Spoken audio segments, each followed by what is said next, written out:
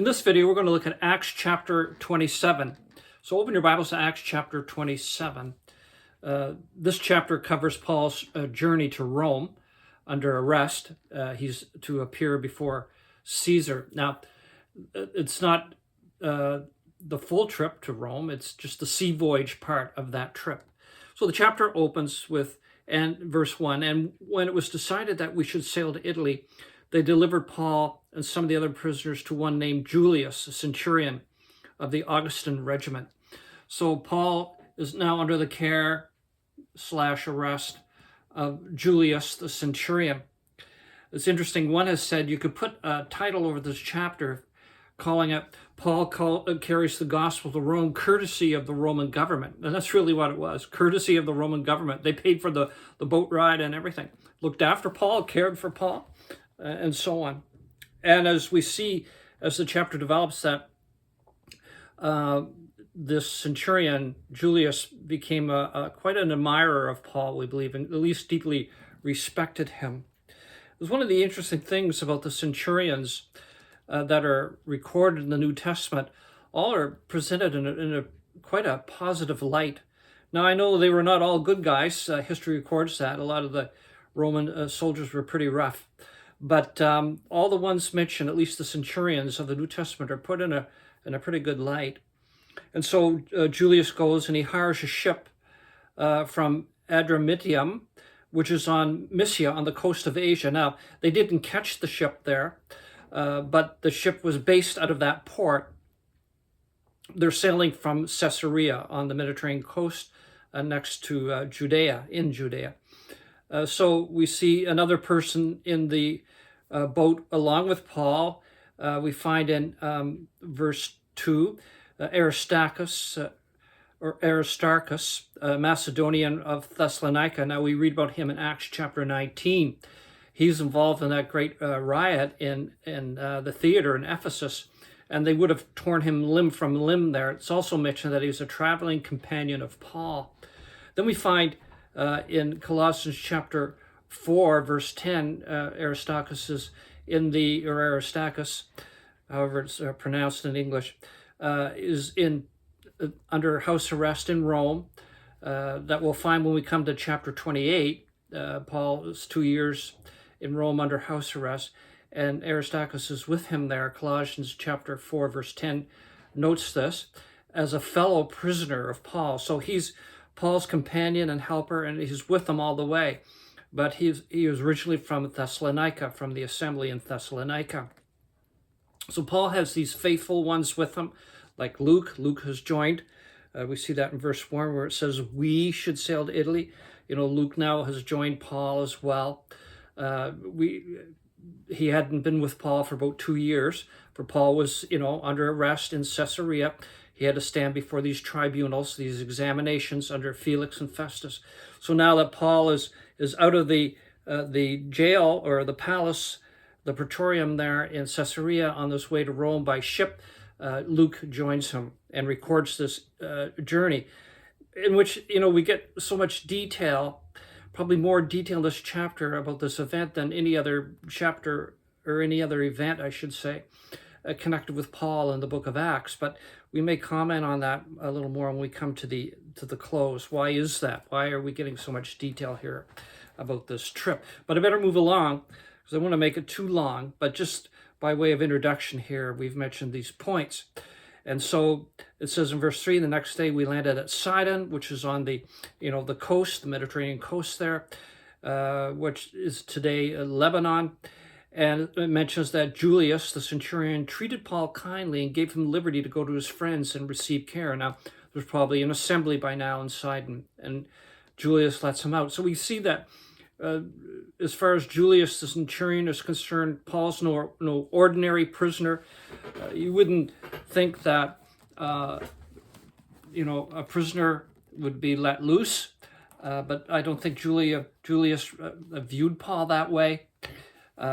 He viewed him as a respectable man and perhaps just a godly rabbi, or however he understood Paul to be. Nevertheless, he trusted Paul and he cared for Paul. And so we see God's providence in this. And so he met with the Christians in Sidon and received some care and encouragement there, and maybe some supplies and refreshments and so on to take with him on the trip. So verse 4, when we had put out to sea from there, we sailed under the shelter of Cyprus, the island of Cyprus, because the winds were contrary. So instead of going out into the ocean, heading for Crete, the island of Crete, which would be the first sort of landing spot, they sail on the lee side of Cyprus because the winds were contrary. And then in verse 5, and when we had sailed over the sea, which is off of Cilicia and Pamphylia, we came to Myra, to a city of Lycia on the coast of Asia there, the south coast of Asia, which is today Turkey. And then the centurion switched boats or ships. It says in verse 6, the centurion found an Alexandrian ship sailing to Italy, and he put us on board. Now, I don't know if the original plan was to eventually to stop at Crete, but that's where they will end up. But we'll get to that when we come to it. But the Alexandrian ship here was a government ship. As part of the imperial fleet, the grain fleet. Alexandria was in Egypt, the great city of Alexandria, founded by Alexander the Great. And Egypt was sort of the bread basket, the grain basket of the Roman Empire. And so the Roman government had ships under contract. They were privately owned ships, but were under contract to the Roman government to go to Egypt, to go to Alexandria and load up with grain and bring it back to Rome. And then from there be distributed to various parts of the empire. So that's why it's called an Alexandrian ship, part of the imperial grain fleet. And so we see that when Julius comes on board, because it's an imperial ship under the command of the empire, as soon as Julius steps on board, he's a senior officer. He's just like a captain, not in the, the details of sailing, but simply in authority. So they all got on board, verse 6, on the second ship, headed for Italy, a grain ship. Verse 7, and when we had sailed slowly many days and arrived with difficulty off of Cnidus, that's in Southeast Asia, again, modern-day Turkey, the wind not permitting us to proceed, we sailed under the shelter of Crete, off Salmone. Passing it with difficulty, we came to a place called Fair Havens, near the city of Lasea. So they pull into the island of Crete because the winds were very contrary and it was really slow going. And they pulled into a place called Fair Havens. And the thought was they were going to shelter on Crete until the winter storms had passed. We get this coming out in verse 9. Now, when much time had been spent, and sailing now was dangerous because the fast was already over. The fast mentioned there is the Day of Atonement. Okay, the Day of Atonement, depending on the year, depending on the calendar year, because it was a different date each year, was either the end of or end of September or even October. Okay, and so that was already now passed. So they were getting into perhaps November, the end of October, early November here. And the winter storms were now brewing on the Mediterranean and associated, seas, the different gulfs connected with the Mediterranean. And it wouldn't have been safe to travel. So there was a bit of a debate broke out amongst the people in authority on the boat, actually between Paul and the others, between Paul and Julius and the officers of the ship and so on, whether they should stay in Fair Havens or move further up the coast of the island of Crete. So let's just read it and then we'll explain a little more. Verse 9, now when much time had been spent and sailing was now dangerous because of the fast, the Day of Atonement, was already over, Paul advised them, saying, men, I perceive that this voyage will end with disaster and much loss, not only of the cargo and ship, but also of our lives. Nevertheless, the centurion, that is Julius, was more persuaded by the helmsman and the owner of the ship than by the things spoken by Paul. And because the harbor was not suitable to winter in, the majority advised to set sail from there also.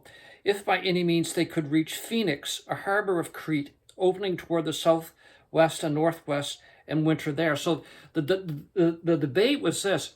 Paul is telling them, if we move away from Fair Havens, we could get into big trouble.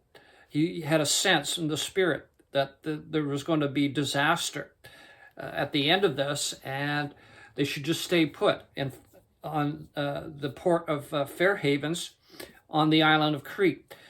But the debate from the others, that is from the helmsman and the first officers, captain, the owner of the ship, the sailors, basically those who knew sailing, their thought was, no, let's just sail a little further up the coast on the island of Crete. That can't be any problem, and we'll pull in at a place called Phoenix, was only 60 kilometers west on the island of Crete, not a big distance. So naturally speaking, humanly speaking, you could see their argument there, that let's just go up because the harbor is better there to winter in. But Paul had, again, not a good feeling about it. In his spirit, he perceived that the voyage would end in trouble.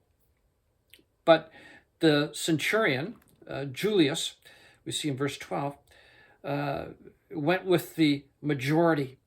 And again, we can understand Julius the centurion, his decision here, because on the one hand you had Paul, who he greatly respected, and he would respect even more as the story develops. But at this point, Paul, he's an academic, he's a religious man, he's a great rabbi with the Jewish religion, and all of that. He knows about books, he knows about scriptures, but he doesn't know much about sailing. So I think I'll go with, the captain and the helmsman, the sailors, the owner, who have a lot of experience in these waters. I'll go with them. And so that the decision was thus made. But when they started sailing, we see in verse 13, when the south wind blew softly, supposing they have attained their desire. So when they immediately set out from Fair Havens to Phoenix along the coast of Crete, short journey, they had a nice wind. The wind blew softly, and that gave them, we made the right decision. We're doing good.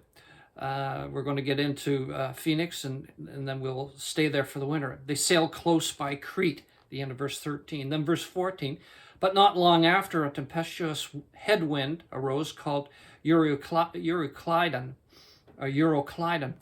which was not a hurricane, but a sub-hurricane. It was a strong wind, okay, and the seas would be very high and dangerous. So verse 15, so when the ship was caught, we could not head into the wind, and we let her drive. So they couldn't make headway against the wind, so they just had to let the wind take them. And they let the ship drive. And running under the shelter of an island called Clauda, we secured the skiff with difficulty. This is like the little lifeboat that floated along behind it. They pulled that in, and that was a big job to get that out of the water, because that was hindering them. And then they used cables to undergird the ship, probably ropes. Some say chains, but probably ropes.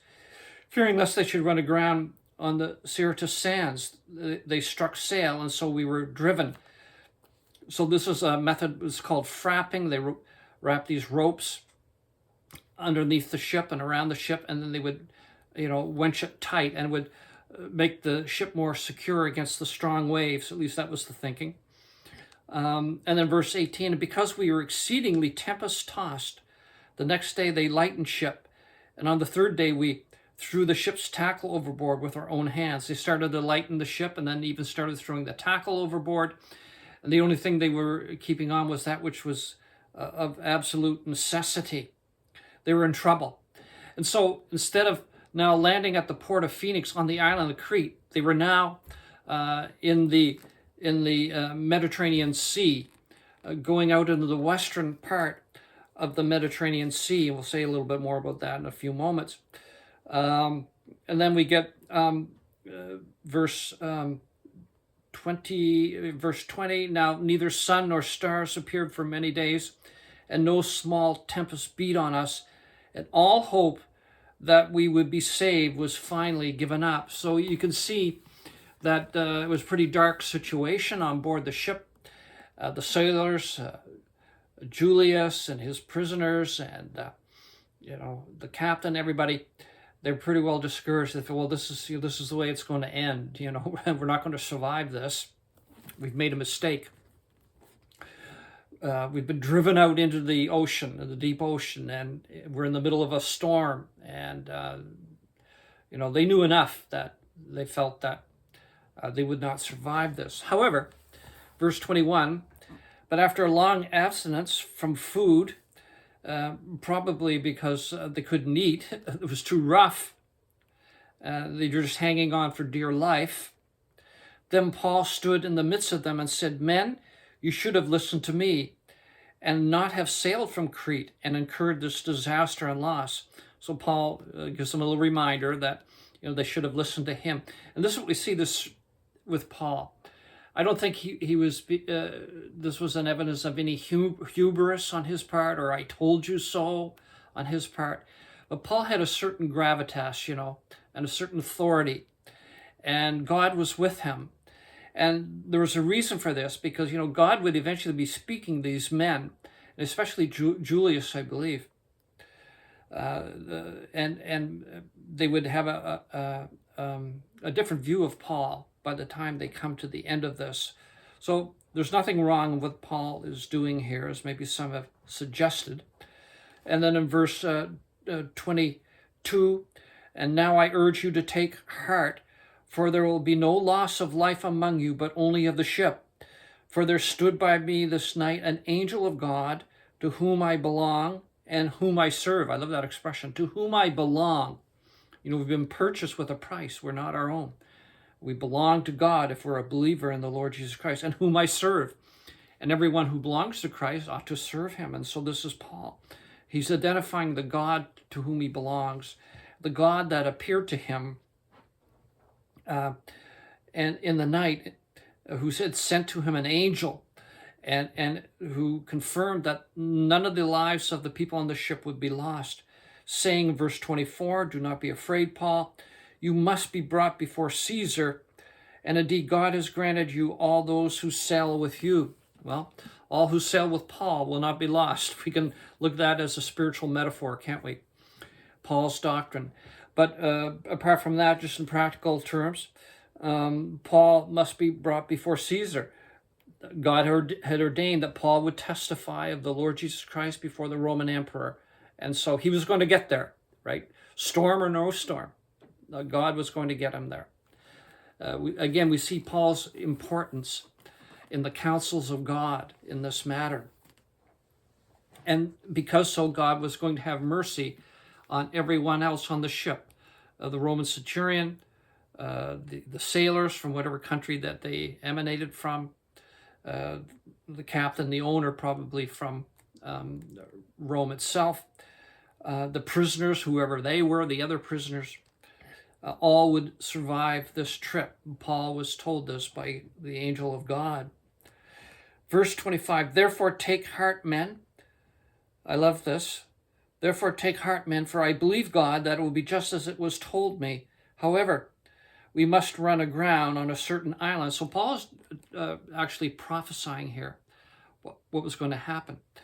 They were going to run aground. They would lose the ship, but all would be saved. And he's telling them to take heart. They would not lose their lives. Then we get in verse 27. Now when the 14th night had come, as we were driven up and down the Adriatic, about midnight, the sailors sensed that they were drawing near land. Now, I should just say here, Luke says the Adriatic Sea. Now, this is really the Gulf of Adria, which is what it was called then, and therefore the Adriatic Sea here. But we should not confuse that with the modern day Adriatic Sea, which is actually, that strait of waters between Italy on the west and the Balkans, countries on the east like Croatia. That's where the Adriatic runs now, or what it's called now anyway. And it's called, the name Adriatic Sea is taken from this, the ancient name.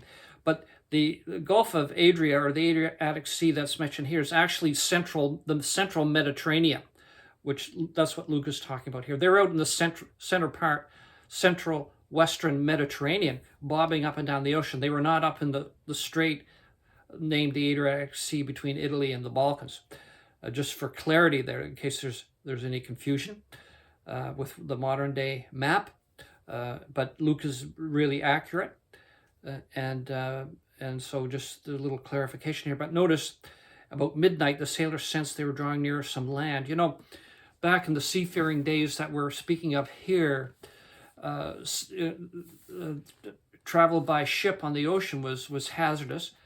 They didn't have GPS like we have, or satellites that tell the sailors the weather and where the land is and where the shoals are, and intricate maps, you know, and electronic gear and sonar and radar, everything that sailors have today. They didn't have any of that. And so sailors, at least experienced sailors at that time, had a very heightened sense of things, right? They had to live by their wits, had to live by their senses. You know, you had to know where the sun was, where the moon was, you know, where the stars were. And but they couldn't see the sun and the stars and the moon in this storm. Everything was clouded over. But they had a sense that they were near land. They perhaps, because this increased sensitivity, their senses were increased. This is a known fact about the ancient sailors. They perhaps heard the water. There's a different sound in the water, and maybe a sound of water hitting shoals or rocks. Also, we understand that the ancient sailors, they could pick up things by their smell. They sometimes could smell land, because the air would have a different smell the closer they got to land. But at any rate, however they sensed it, they did sense it. So they took soundings of the water, verse 28, and they took soundings and found it to be 20 fathoms, and they had gone a little farther. They took soundings again and found it to be 15 fathoms. So the water was getting shallower and shallower. So it confirmed their suspicion that they were getting close to land. Verse 29, then fearing lest we should run aground against the rocks, they dropped 4 anchors from the stern and prayed for day to come. That was a long night. I can guarantee you that was a long night. They prayed for day to come. In verse 30, and as the sailors were seeking to escape from the ship, when they had let down the skiff, you remember that lifeboat that they had pulled in at the start of their trip, when the seas got rough? They started to let it down under the pretense of putting out anchors from the prow. They were pretending they were putting down anchors, but what they were really doing was putting down the lifeboat, and they were going to try to make their getaway in the lifeboat. But verse 21, Paul said to the centurion, Paul comes to Julius and his soldiers, unless these men stay in the ship, you cannot be saved. Notice verse 32, then the soldiers cut away the ropes of the skiff and let it fall, you know. But this time they believed everything Paul said, okay? They were going to follow Paul. And the soldiers went a little overboard there, you know, and they totally cut the lifeboat away. They weren't going to deviate now from anything that Paul had to offer. And so verse 33, and as the day was about to dawn, Paul implored them all to take food, saying, today is the 14th day. It was a long 14 days for them. You have waited and continued without food and eaten nothing. Therefore, I urge you to take nourishment, for this is for your survival, since not a hair will fall from the head of any of you. Then again, Paul reiterates his prophecy that was given to him by the angel of God, that not one soul would be lost. That followed his words and stayed in the boat until God had made the way. So we see the practicality also of Paul. Paul's not one of these people who were so spiritually minded they were no earthly good. You know, he was both spiritual and practical. Perfect balance. We see this in Paul. It said, take some food to strengthen yourself, because we're gonna need the strength. We're going to need the energy. Okay. So verse 35, when he had said these things, he took bread and gave thanks to God in the presence of them all. And when he had broken it, he began to eat. Then they were all encouraged and also took food themselves. So we see Paul, here he is, he takes the bread, he gives thanks for it to the living God for this bread. So we get this testimony, this coming from Paul. He was not shy to declare the God whom he served and followed, who he was, and gave thanks for it. So we see that Paul really had a good testimony amongst these sailors and the others, and even the prisoners perhaps. They also took food. And we note in verse 37, and in all there were 276 persons on the ship. So Luke specifically records the number of people on board the ship. So verse 38, and so when they had eaten enough, they lightened the ship and threw the wheat into the sea. Remember I mentioned that this was an imperial grain ship, so they threw the grain overboard. It was all going to be lost anyway, but it lightened the ship so that it was not so sunken down by weight and low, so give the ship a little more buoyancy above the shoals, that they could get further to the shore, because the idea was they're going to run the ship as far as they could up until the shore. That was the plan. So they cast the wheat into the sea. And then we get sort of the culmination of all this, the climax. Verse 39, when it was day, they did not recognize the land. They didn't know where they were, but where they were was the island of Malta. Now, Malta is an island just south of Sicily. Of course, Sicily is an island just south of Italy. Okay, so they were close to Italy. And this is amazing that they didn't know where they were. They were being blown about, and all the places that they could have been blown in this storm, they landed at the destination, right? They landed practically, for all intents and purposes, in Italy. They were very close to Italy, just south of Italy. So God was superintending on this trip. He was getting Paul to Rome to see Caesar. And so he stops now he stops them on the island of Malta. It's amazing, because God has a testimony to give to the people on Malta. So God is sovereign. So we have to see that, beloved friends, that God is sovereign. And even when things look dark and we're in the storm and we're tossed and tempest, about, if we're the Lord's, if we belong to him and if we serve him, that he works all these things for our good. He has a higher purpose in all of these things. So this is a little thought we may make application of from these events. Okay, so verse 39, when it was day, they did not recognize the land, so we know now where they were in Malta, but they observed a bay with a beach, onto which they planned to run the ship if possible. That was the plan. And they let go the anchors and left them in the sea, meanwhile loosing the rudder ropes, and they hoisted the mainsail. They put up the sail so it would get wind, and they put it in the direction so it would drive the ship towards the shore. The wind they made for shore, in verse 40. But striking a place where the two seas met, they ran the ship aground, and the prow stuck fast. So the bow stuck fast and remained immovable, couldn't go any farther, but the stern was being broken up by the violence of the waves. So you see, it was quite a storm. And the waves now were breaking up the hinder part of the ship. Verse 42, and the soldiers' plan now was to kill the prisoners, lest any of them should swim away and escape. That was the common practice for Roman soldiers. You remember back in Acts chapter 16 when Paul was in jail in Philippi, and there was the earthquake, and the doors were open, and the Philippian jailer thought the prisoners had escaped. He was ready to kill himself, because if a Roman official, a jailer, a warden, allowed his prisoners to escape, then he would be punished with death. So we see that in Acts chapter 12 when the Lord got Peter out of prison, that Herod had the soldiers who were guarding him murdered. He killed them for letting Peter escape. And so we see it was a natural move of the soldiers here was to kill the prisoners, not kill everybody, but just kill the prisoners. But verse 43, but the centurion, wanting to save Paul, Julius now was looking to Paul for everything, but the centurion, wanting to save Paul, kept them from their purpose and commanded those who could swim should jump overboard first to get to land, and the rest, some on boards and some on parts of the ship. And so it was, they all escaped safely to land. So Julius, the centurion, said, no. Paul says all would be saved. I believe what Paul says now, So every man for himself, jump overboard. Those that swim can swim to land, and those that can't would come on the broken pieces of the ship. And that's indeed what happened. As we'll see when we come to chapter 28, that all survived. Now, the question is, why does Luke go into so much detail in this chapter? Probably more detail than any other part of Paul's experiences.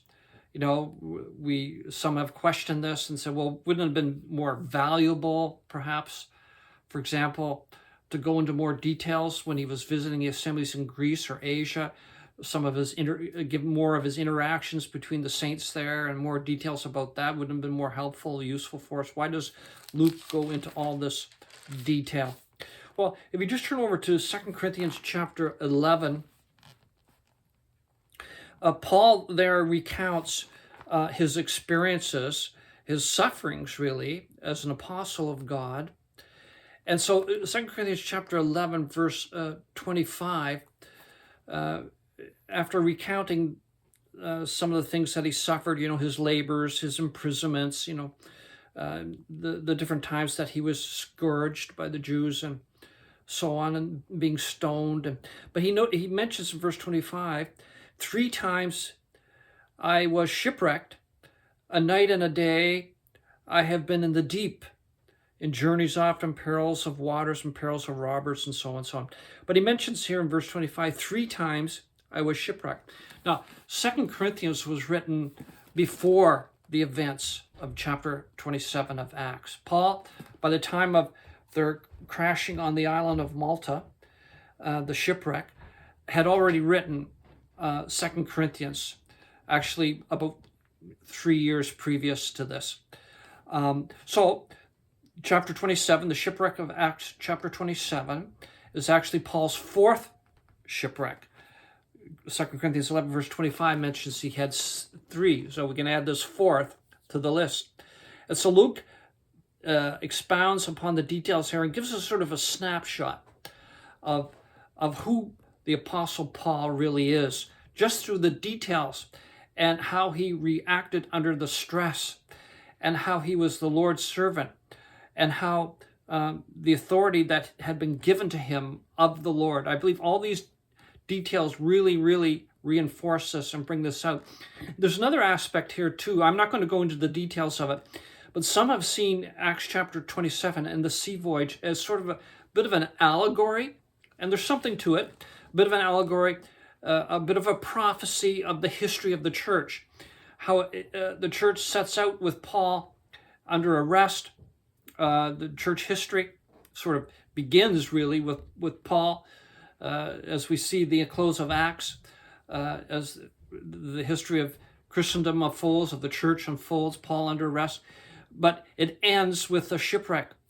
And so at the end of the trip, we see the Christians all split up in our various groups, you know, and parties and so on. The outward testimony of the church in ruin, but everyone who is the Lord's will be saved. And so we get this here. Not everyone who sailed with Paul was saved.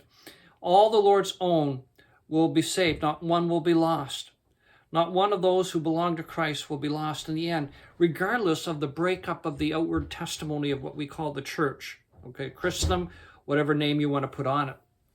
And so as you go through the chapter, you see some of the details. You know, they should have listened to Paul.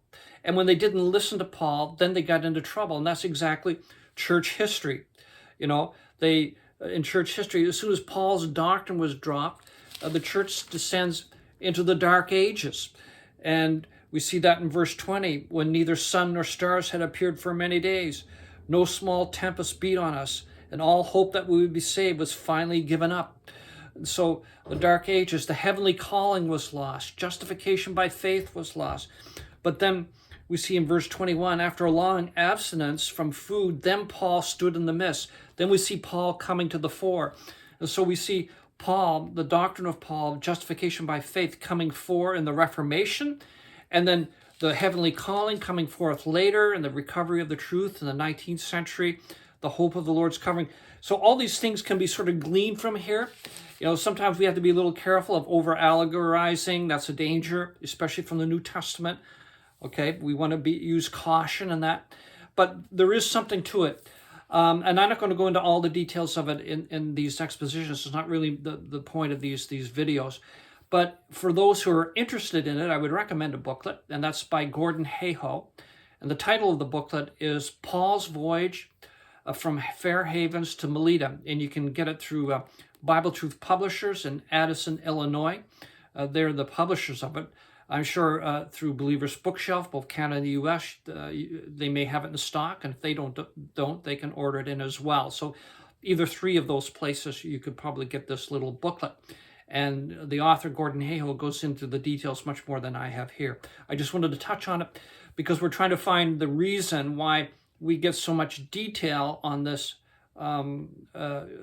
ship, this journey by ship by Paul as he sailed from Caesarea on his way to Rome. Well, may the Lord encourage you, and we can glean from this that no matter what the storms of life are, that God, our God, is sovereign.